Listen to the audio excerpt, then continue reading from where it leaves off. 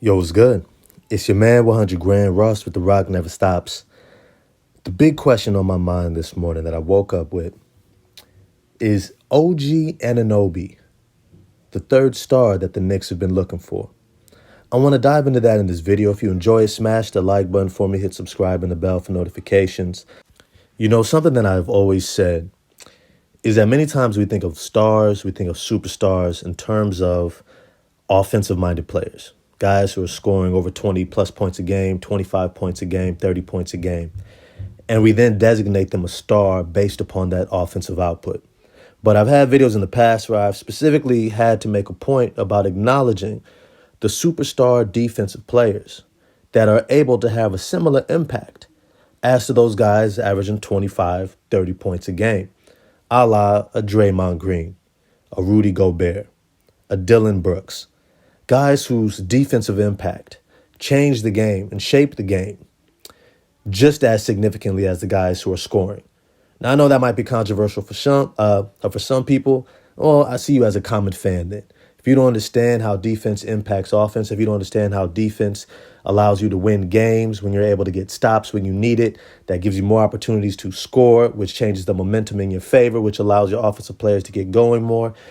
Maybe you just haven't watched the game enough. Maybe you haven't seen Draymond's impact on the four-time NBA champion Golden State Warriors, right? Maybe you haven't noticed that, but I have. And it's to say that many times when you have a high-level All-NBA defensive player, they get overshadowed. Many times these guys don't even make the All-Star game because it's not necessarily entertaining to see an incredible defensive player. It is when that's your team, but in an All-Star game, that's not necessarily what you want to see, right? A bunch of block shots, especially when nobody else is really playing defense. Now, side note, I think they need to start including paying these brothers for the All-Star game, as much money as it brings in, and the fact that we want it to be more competitive and not just, lobs and dunks and open threes and nobody's really playing type of a setup. You need to start paying them, just like you did the in-season tournament, right? Make it competitive, make it something we want to see. Because when we see guys like Kawhi Leonard and LeBron James and Paul George line up against Kevin Durant or Giannis Antetokounmpo or Joel Embiid, we want to actually see them go at these guys, right? But if you ain't paying them, ain't nobody getting in a defensive stance unless it's a tied game with like a minute and a half left. I digress. Many times, high-level All-NBA defensive players don't get their just due. But it doesn't mean that when it comes to winning, it doesn't mean that when it comes to your outlook for your team, that you should not be considering your All-NBA level defensive player as a primary mechanism for what is going to elevate your team. Herein lies OG Anunoby to the New York Knicks. It has been long accepted, for maybe the past 4 to 5 seasons, that OG Anunoby is an All-NBA level defensive player. He needs to be on the first team, second team, all defense every year, simply because of his impact, simply because of his ability to guard 1 through 5. Whether he's guarding Jalen Brunson, whether he's guarding Kyrie Irving, whether he's guarding Joel Embiid and everybody in between. His physicality, lateral movement, foot quickness, anticipation, dedication, and his sheer strength. We all know that he has tree trunks for legs. He's built like an ox, 240 plus pounds. Really reminds us a lot of Ron Artest. He's just one of those guys where you don't want to see him lining up across from you. You don't want to see him picking you up at half court.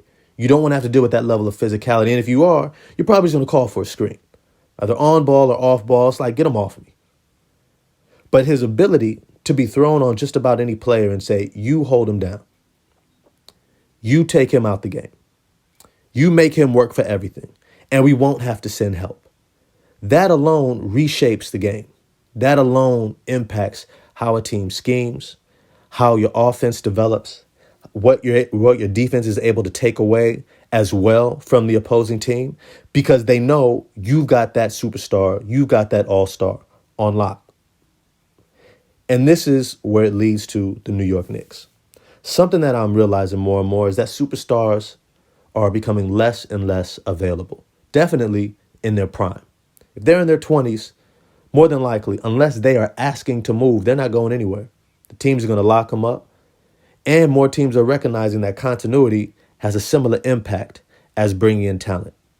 Even when you bring in your talent, even when you bring in another all-star, it's going to take years to build the continuity. It's going to take seasons. And because there's so much depth of talent in the NBA at this point, those teams that have just as much or more talent and continuity are still going to beat you. They're still going to beat you. Right? Similar to the trade where now the Toronto Raptors have Emmanuel Quickley and R.J. Barrett. Now they've got the talent.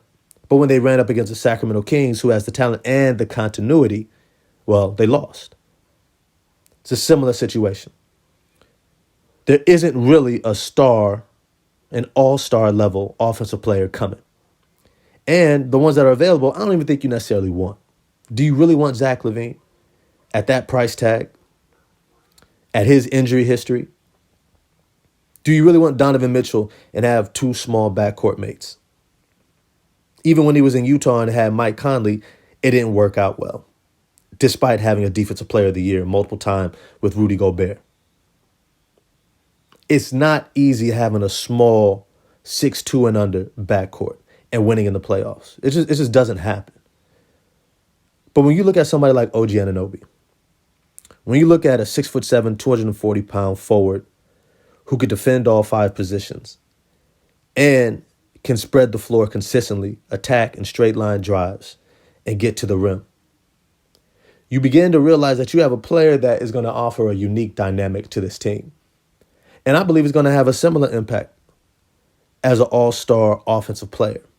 Not the same, but a similar in terms of impact, not necessarily offensive production, but impact.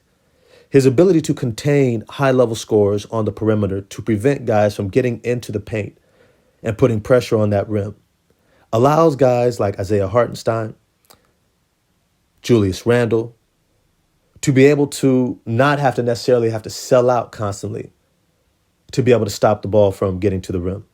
And this is huge because without Mitchell Robinson any longer, they don't necessarily have a guy who can cover for them.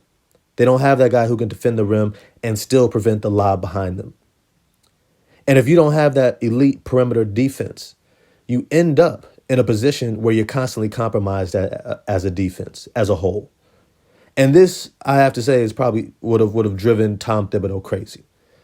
All right, this is the reason why you started seeing Dante DiVincenzo in that starting lineup.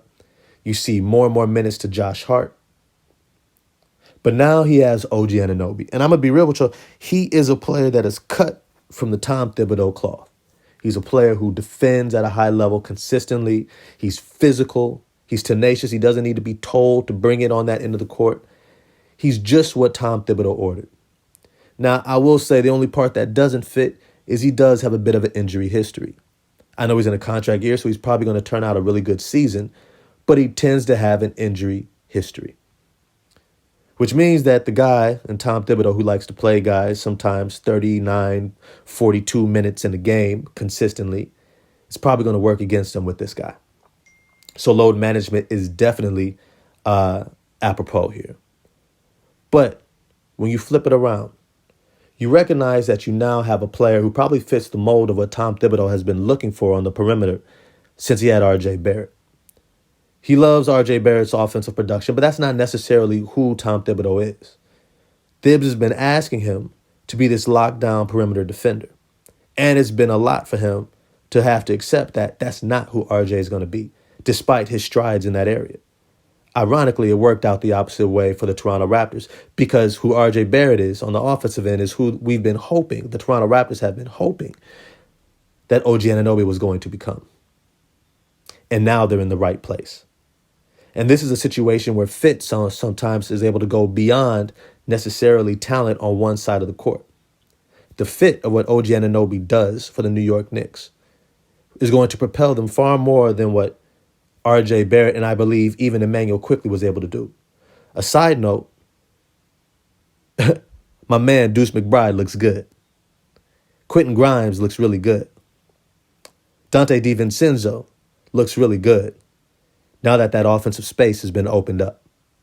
Remember, guys have been talking for a minute now about, hey, it's hard to get into a rhythm when you're only getting 1 or 2 shots, 3 shots, 4 shots, 5 shots in a game, especially when you're a shooter. And now that they've subtracted two offensive-minded players for one far more defensive-minded player, it's opened things up. Not just that, but having an elite defender also means more missed shots for the opposing team, which means more defensive rebounds. That leads to fast break opportunities. That leads to catching the opposing team off balance in transition and having easier scoring opportunities. You see how this all trickles down. The New York Knicks may have found their third star.